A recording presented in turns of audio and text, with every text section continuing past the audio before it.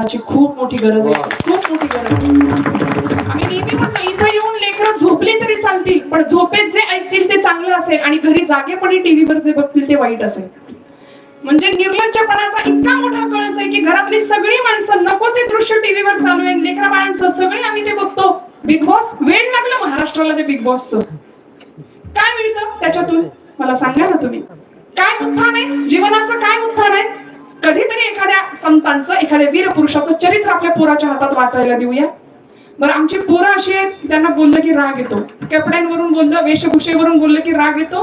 परवा तर म्हणजे असा ट्रेंड आहे सध्या, तरुण मंडळी आपण राग मानून घेऊ नका, पण साधी जीन्सची पॅन्ट 1-1.5 हजाराला असते आणि फाटलेली 10 ठिकाणी ब्रँडेड म्हणून मॉलमध्ये 2,500-3 हजाराला मिळते. आहे की नाही खरं? म्हणजे यांच्या घरात माणसापेक्षा उंदरं जास्त राहतात की काय असं मला वाटतं. इतक्या ठिकाणी ते कुरतडलेलं असतं. किती चिंध्या करून घ्यायच्या आयुष्याच्या. परवा पुण्यामध्ये एका कॉलेजमध्ये एक टोळकं असं कॉलेजच्या समोर येताना दिसलं.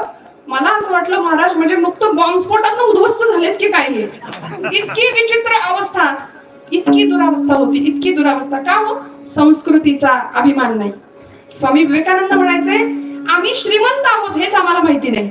दरिद्र्यासारखी अवस्था झाली. बाकीच्यांचं अंधानुकरण करता करता तरुण तरुण तरुण कुणाला म्हणायचं? तेजस्विता, तपस्विता आणि तत्परता हे 3 गुण ज्याच्याकडे त्याला म्हणायचं तरुण.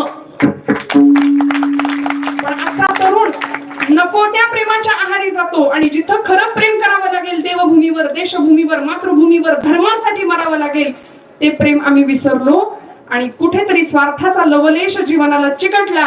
परिणामी जीवनाची अधोगती. व्यसनाच्या आहारी गेले, फॅशनच्या आहारी गेले. आपापसामधला स्नेह नाही, प्रेम नाही, जिव्हाळा नाही, आई वडिलांच्या प्रति कृतज्ञता नाही, प्रेम नाही, आईशी नीट 2 मिनिटं बोलायला सुद्धा वेळ नाही हो. बोलायला का? आमचे आदर्श बदलले. जुन्या मंडळींना विचारायचं असलेल्या तुमचे आदर्श कोण होते? ते ज्ञानोबा, तुकोबा, छत्रपती शिवाजी, छत्रपती संभाजी अशी उत्तर देतील. आमच्या तरुण पिढीला विचारा तुला कोण आवडतं? ते पटकन एखाद्या पिक्चरच्या हिरोचं नाव सांगते. मग आमचे आदर्श बदलले. पूर्वीचा आदर्श असा होता, पूर्वीच्या तरुणांना विचारा की देशभूमीवर प्रेम केलं, देवावर तर केलंच, पण सावरकर म्हणायचे देहाकडून देवाकडे जाताना मध्ये देश लागतो आणि त्या देशाचं मी काहीतरी देणं लागतो. आज इतकी भयानक परिस्थिती आहे आमच्या देशामध्ये. आमचा हिंदू धर्म इतक्या भयानक परिस्थितीमध्ये आहे. 2042 वर्ष, 2042 साल त्यांचा अजेंडा आहे सगळं हिरवं करायचंय. त्यांनी प्रतिज्ञा केल्या. वक्फ बोर्डाचं काय सुरू आहे आपण सगळे पाहताय. Mail फिरतायत, messages फिरतायत. मी वेगळं आपल्याला सांगायला नको. आपण आपल्या प्रतीने काय करायला हवं, आपण आपल्या लेवलवर काय करायला हवं याचा विचार करूया. धर्मासाठी निदान सुरुवात करूया आपल्या घरापासून. आपल्या लेकरांना धर्माचं शिक्षण देऊया. त्यांना आपले देव माहिती नाहीत, एक श्लोक माहिती नाही, गीतेचा एक अभंग माऊलींचा एखादा माहिती नाही, काहीच माहिती नसतो, काहीच माहिती नाही. रामायण माहिती नाही, महाभारत माहिती नाही. छत्रपती शिवप्रभूंना जिजामातोश्रींनी अगदी लहान वयामध्ये रामायण महाभारताचे पाठ दिले तेव्हा राजे घडले हो. हिंदवी स्वराज्य संस्थापक छत्रपती शिवप्रभूंच्या मागे माता होती, आई होती मार्गदर्शन करायला, प्रेरणा द्यायला, म्हणून राजा घडतो. महापुरुषांना घडवणाऱ्या त्यांच्या आई होत्या, त्यांच्या माता होत्या. इथं आईच हरवली आमची घराघरातली. ही परिस्थिती झाली ना.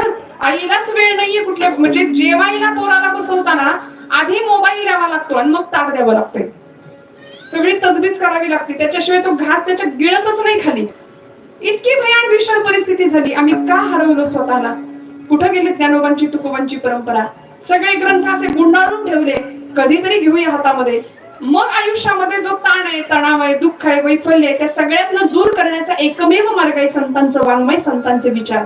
आयुष्यात कधीच कोणाचं ऐकू नका, पण संतांचं ऐका. डोळे झाकून विश्वास ठेवावा असे फक्त संत आहेत.